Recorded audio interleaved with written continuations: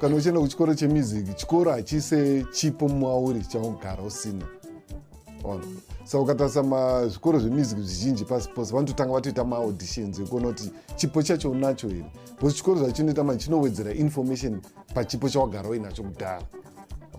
First time yangu kuenda kuchikoro chemusic it was 2001, ndofunga 13 years after ndatojoin the music industry. Ndatoridza magitare, ndatorekodha maalbums hobo. Saka kwangu ringori kuenda kungonowedzera information pachipo changu, so that ndinodzidza the theory side nekudzidza the academic side.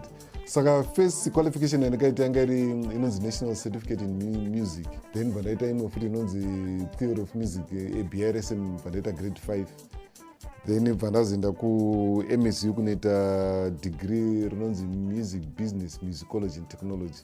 Saka pandakaenda vanhu vaitonditi uri kuenda kuchikoro hakuna mabasa, ndati no, kuenda kuchikoro hauende kuchikoro kunotsvaga mabasa, ipfungwa yarinofanira kubvisa Zimbabweans. Ndakaenda kuchikoro kunowedzera ruzivo pachipo changu, nokuti chikoro hachikupe mari, chikoro chinongokupa information. Saka it's up to you, information yacho unogona ishandisa kutsvaga mari, but chinango chekuenda kuchikoro ndikunotsvaga information.